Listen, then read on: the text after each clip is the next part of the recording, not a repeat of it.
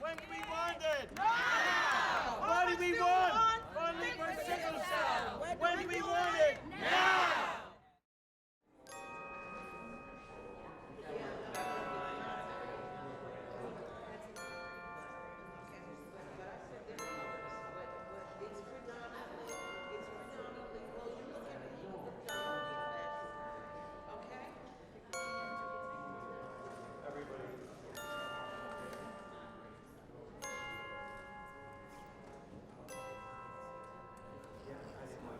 Good morning, council people and fellow advocates. My name is Dr. Tartania Brown, and both my brother and I have sickle cell anemia.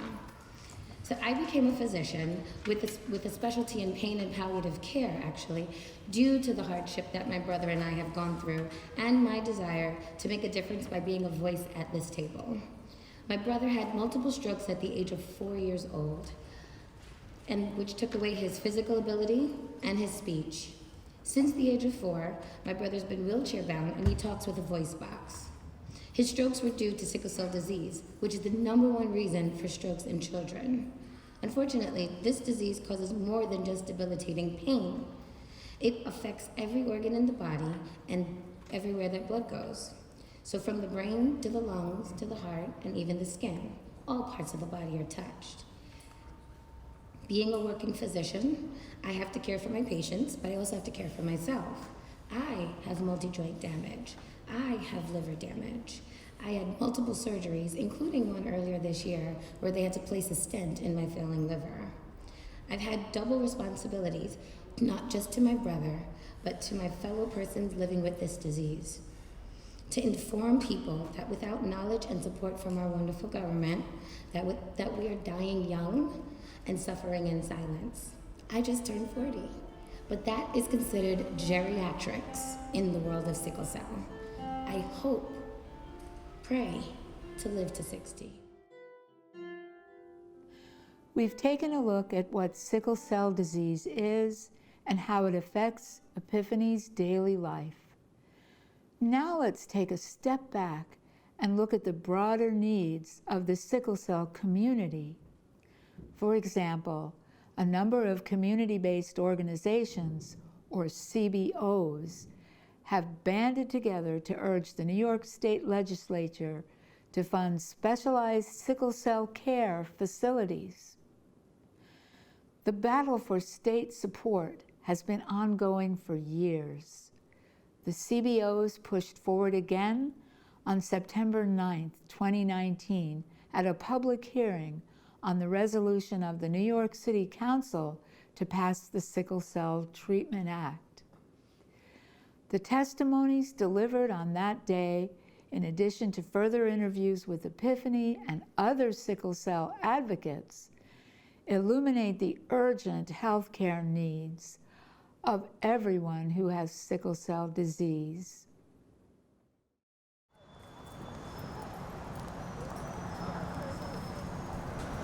Well, today I'm here representing several sickle cell organizations. With primarily one of the organizers, the Sickle Cell Thalassemia Patients Network, is here today with the assistance of Councilman Danny Drum, who's been absolutely wonderful. We're having a press conference at 10 o'clock this morning to talk about the sickle cell treatment bill that's with the state legislature. And today the City Council is going to be reading a resolution that they created around this bill. And basically the resolution is it's called a state legislator resolution to encourage the state legislature to pass this bill. Get it to the floor, vote on it, pass it, and for the governor to fund the bill, which we're asking for $3 million to create 8 comprehensive sickle cell treatment centers throughout New York State, and particularly upstate, where there really doesn't exist qualified and knowledgeable care for children and adults living with sickle cell disease.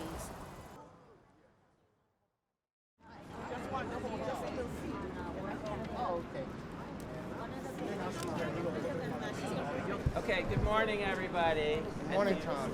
And thank you for coming out in terms of the support in terms of sickle cell disease. My name is Thomas Moulton. I'm a physician. I'm a pediatric hematologist oncologist, and I've been working in sickle cell disease for over 30 years. As you may or may not know, sickle cell disease is the most common inherited rare blood disorder in the U.S. The median age of death for sickle cell disease in the U.S. has decreased from 1994 to 2005, a decrease in the median death of 4 years for males and 6 years for females. So the median age of death now for males is 38 and for women is 42. The annual medical cost for people living with sickle cell disease in the nation is $1.1 billion a year. For the last 8 years, we've had a bill in Albany to try and increase funding for sickle cell disease and to create comprehensive centers. That's only $3 million. But yet in 8 years, it has not been funded by the governor, and we're calling out the governor to put the $3 million in his budget for the next year. So this is a health disparity issue. The governor likes to say that he's a justice governor. Where's the justice for sickle cell disease? We are calling you out. You must put in your budget, come this January, $3 million at a minimum for sickle cell disease. In some ways, things have improved since sickle cell was named, really discovered a name in 1910. And in other ways, it has regressed. Treatment has regressed because of prejudice, racism, and all of the powers that be who are responsible for making sure that things are done the right way are allowing disparities to exist and to continue and to become pervasive. The advances in care that happened particularly because of research in the 80s has improved infant mortality and child mortality rates. Children are living past their 5th year, which was the norm, I guess from the 50s through the 70s. And so now children are living into their teens and their young adult years, but we're starting to lose people now as they transition into adult care between the ages of 20 and 45. It's ridiculous in this day and age with all of the advancements that are happening with the genome projects, with the precision medicine, genomic medicine. People are dying because of the lack of information, the prejudice and the negative perceptions of the disease. And it's costing people their lives. And I don't believe you have to die when you have sickle cell disease at a young age. If you have the right physician, the right nurses, research, funding. Right now we have no money in the population for sickle cell disease. And patients are dying because there's no funding for them to get the kind of care they need. Epiphany.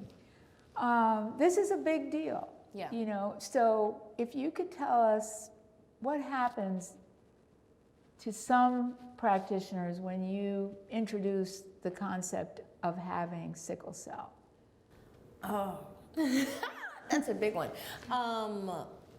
One is like you could get mistreated or not treated at all. Because it's not visible, there is this idea that you're okay. Like, it's not that bad. There would be times where I would say that I'm experiencing a crisis. And a doctor would say, these are the symptoms of the crisis. You're not having that, so you're not in one. And I would go into the hospital in my early adult, and I would be like, I know I'm in a crisis, I'm in pain, I am weak, I'm dizzy, and they will check my blood and they'll say, well, your blood levels are fine, you're not in a crisis, and send me home. And I'm like, I know I am. My sickle cell has changed. Not all people with sickle cell deal with the same symptoms. So you need to believe that. So there's times where I didn't get treated or I was mistreated because they're like, this is how it should be. If you're not fitting here, then you're not actually going through what you believe you're going through.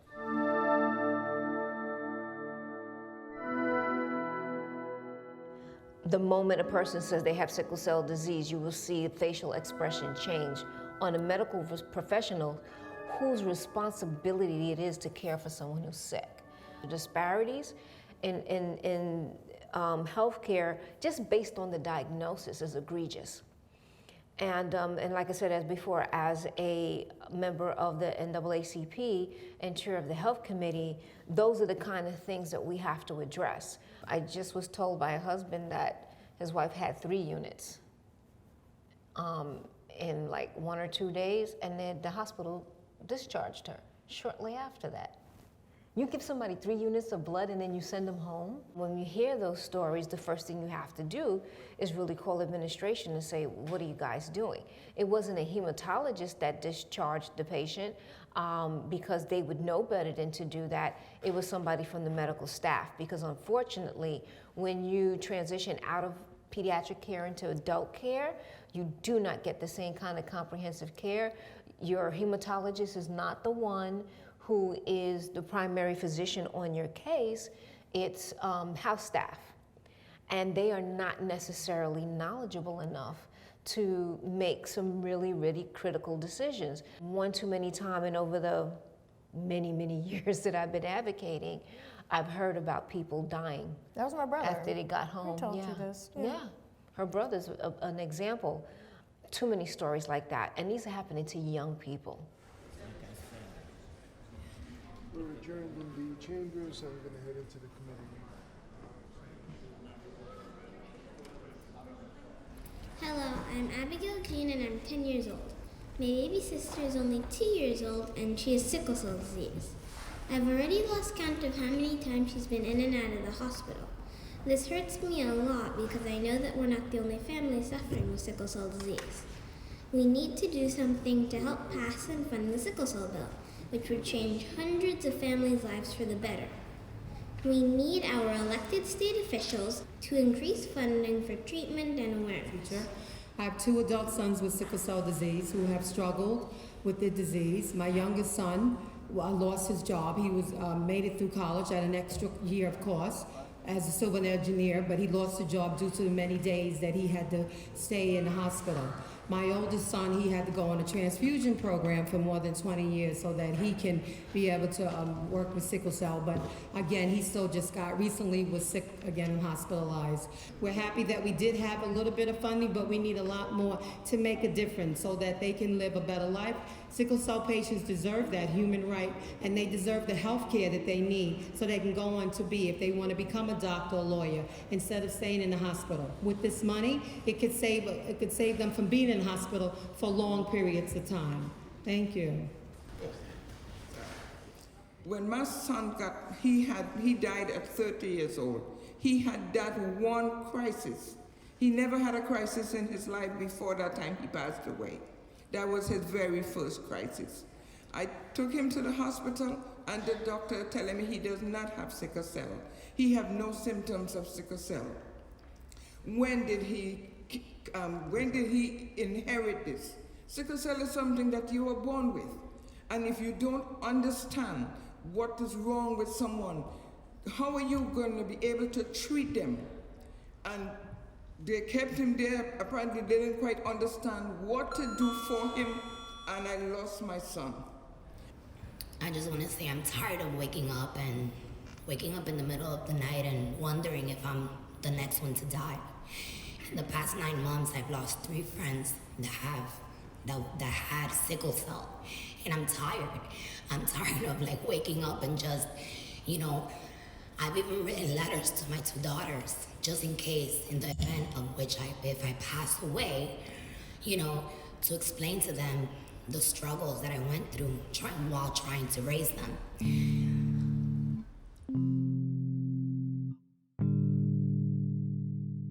Good morning. My name name is Geneva Marie Farrow, healthy warrior mom. I'm a sickle cell mom, advocate, and educator. 5:10 a.m., Tylenol with codeine in the ER. Didn't kick in until 6 a.m. 7:15 a.m., Toradol. 9:15 a.m., Tylenol. 10:25 a.m., oxycodone. 12:30 p.m., morphine. 1:22 p.m., Toradol. 4:09 p.m., oxycodone. 5:15 p.m., Tylenol.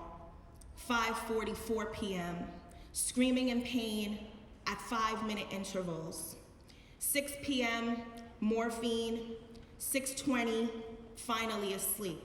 7 p.m., Toradol, and on and on. This was the first 24 hours of my son's last hospital stay.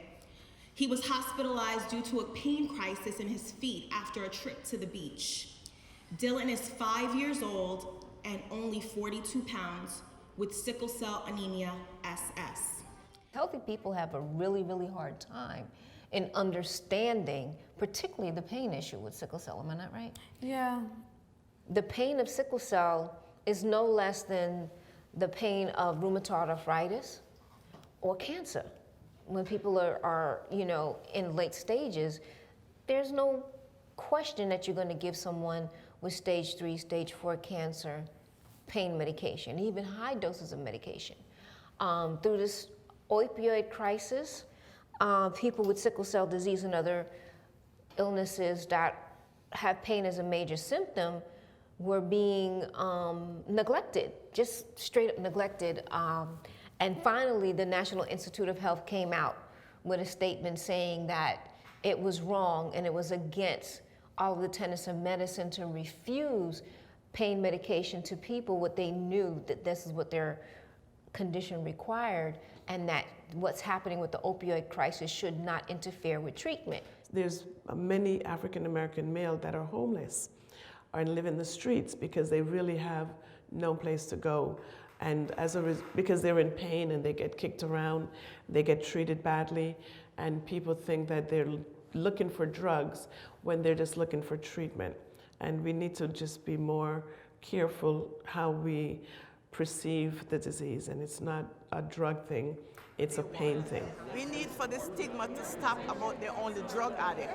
No, and they are Medicaid. If you invest in them and provide the resources, they will live a better life. We need to get into the colleges that are teaching future doctors and nurses, therapists, nurse practitioners, because when we walk into the hospital and are asked by a nurse practitioner or a resident, when did you get sickle cell disease, it's infuriating. This should be basic knowledge that this is a genetically inherited disorder, and they don't know that. But what they do know is to repeat that we are drug seekers, drug addicts, frequent flyers, fakers. They know those things, but they don't know what it is that they need to do to care for us when we're coming into the ER.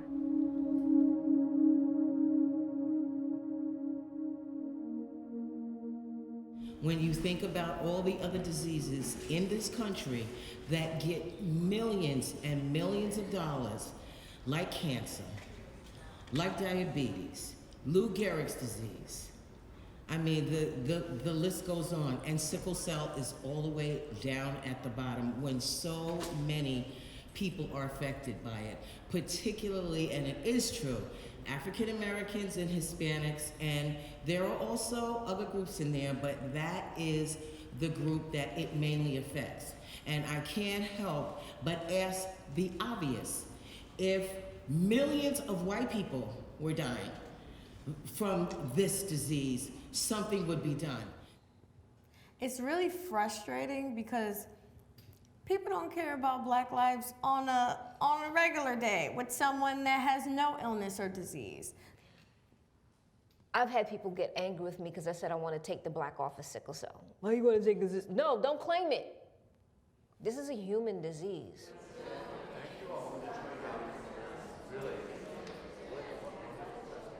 As someone who's an Ashkenazi Jew, I'm very familiar with another disease which is Tay-Sachs, which disproportionately affects people of Ashkenazi Jewish descent. Collectively, the efforts to combat Tay-Sachs have led to a dramatic drop in the incidence of this disease in America. And there's simply no excuse that we haven't done the same thing in sickle cell. There's no excuse that we haven't recreated that kind of success in adequately allocating resources to outreach, education, screening, and most importantly, the continuum of care. Hi, my name is Ada Gonzalez, and I'm a white Hispanic female with sickle cell disease. And I emphasize white Hispanic because in the Hispanic community, there's not a lot of information about the disease, when in fact there's many Hispanics, many Europeans with the disease. Beautiful woman in Florida, white woman, Caucasian American woman and her husband had 3 children with the 3rd most common type of sickle cell disease, and she almost lost her middle child to a complication because of the disparities. One, they're looking at them and you don't have sickle cell, yes, and her children were impacted. She almost lost her middle child because of the disparities. When, like Martin Luther King says, when you deny one, you deny all. And because of the inequity in healthcare for the people who are seen as being the most impacted by the disease, her son became impacted by it. The Chinese woman who called me out of the blue one day, her son had gotten sick. She went to the closest hospital in downtown Manhattan, and she walked in the door and said, my son has sickle cell disease, he's in crisis, he needs to be treated. And the resident took one look at her and said, your son can't possibly have sickle cell disease. She's Chinese, her husband is Jamaican, and the child looks Chinese, so that decision was made. And she called me, it was a Saturday afternoon, and I'm like, hi, how can I help you? And she's giving me this story. I said, put the resident on the phone. And I said, it is not for you to make the determination that a mother is telling you her child has this illness, and you're gonna arbitrarily decide it can't happen. I said, if you had just done the CBC, you'd have gotten the information in 5 to 10 minutes that, yeah, he has sickling. You've got 15 minutes to do the testing, get this child's IV started, and get his pain meds done. 15. I'm having the mother call me back. It's not done, you're gonna be dealing with me in person. She called me back in 12 minutes and said, everything is done, he's being treated. I says, call me if you have any other issues. This is a child that's brought into an emergency room, and you're denying him because of your perception of what it is that he has, instead of dealing with it clinically.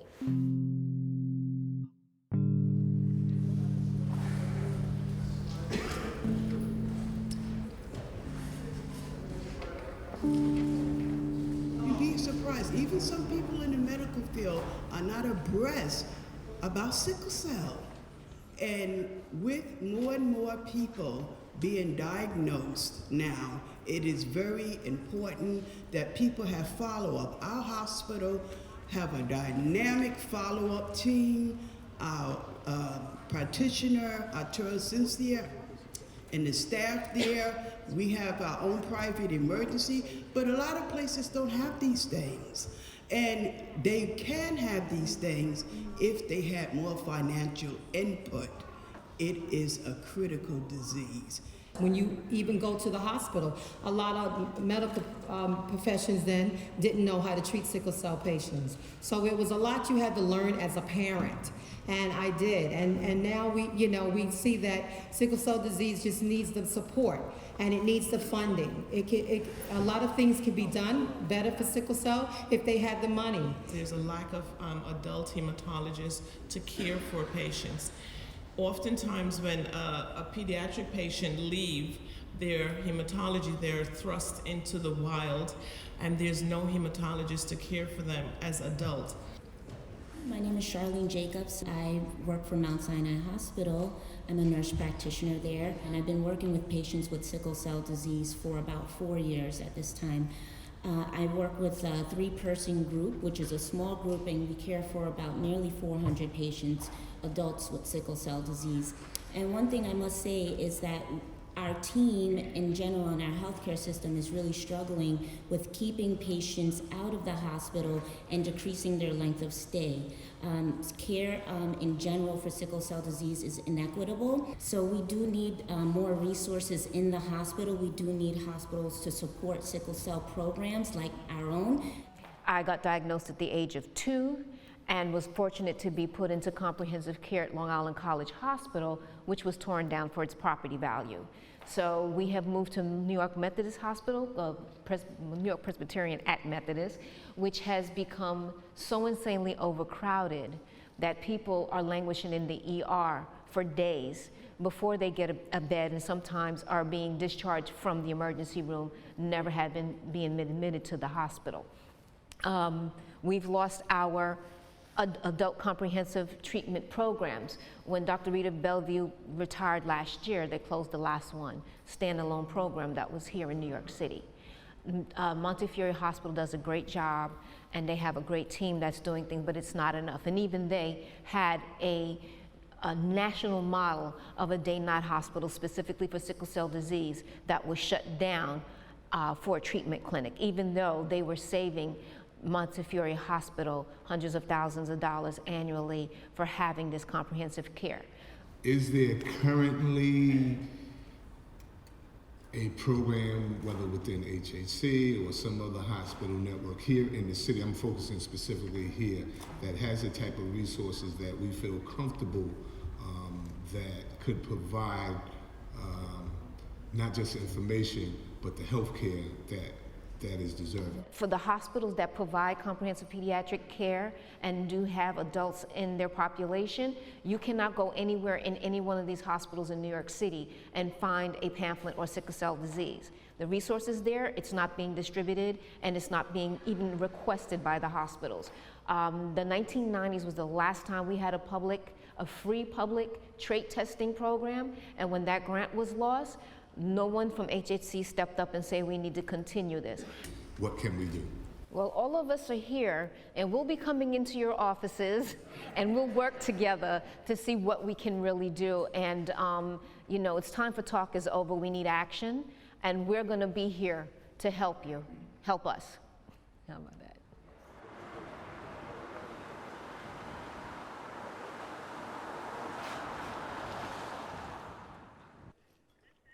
Hi, it's Epiphany Samuels. How you doing? So I got your message about not being able to see Dr. Minetti next week. Have you been getting my messages? I left a message about the hydroxyurea too. It was a couple of weeks ago because it was written wrong again. No one. It should be sent to Dr. Minetti. So I need to see Dr. Minetti, and also with my pain medicine, I had left that message that I cannot be on tramadol, and I still have no pain medicine, and it's been weeks. I'll wait.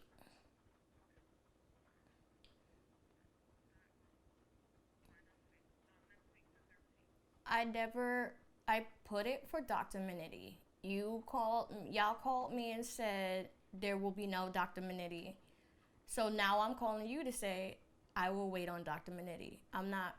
Thank you. I understand y'all are a clinic, but it seems like it's too many hands in one pot, and I'm not getting my treatment.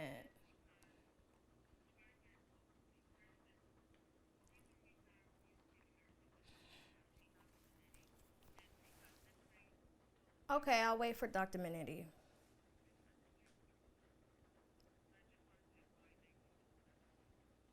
It's still not right with Dr. Minetti or without her, so I might as well see a real doctor instead of hearing that it's the nurse practitioners.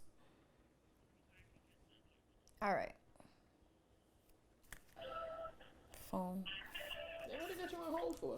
Because she's about to see about the medicine. Our final witness is Epiphany Samuels, please.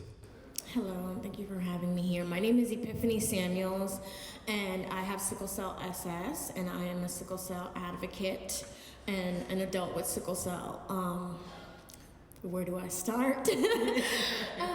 I want to ask you all to please invest in my life and thousands of others' lives. And thousands of other lives by passing this bill. I am 28 years old today. Not today, oh, thank God. But I'm 28 years old, and I am living today with sickle cell, thank God. But my brother, who had sickle cell, wasn't as fortunate. When I was 15, he was 16, and he got sickle cell complications. And due to lack of knowledge, and he was sent home in a hospital after not even being hospitalized, and then returned back to the hospital and died a couple of days after that. Because of sickle cell, I am more susceptible for gaining other diseases and illnesses. So I also have rheumatoid arthritis. I also have lupus, scoliosis, brain aneurysms. There's a longer list, asthma, and with being an adult with sickle cell and not having the funding, I'm losing my team of doctors for them to go to other for them to go to other hospitals to go take care of people with other diseases that have funding. And there should be no reason why I'm not getting treated, because doctors don't want to stay where there is no money. And I just ask you all to invest in our lives.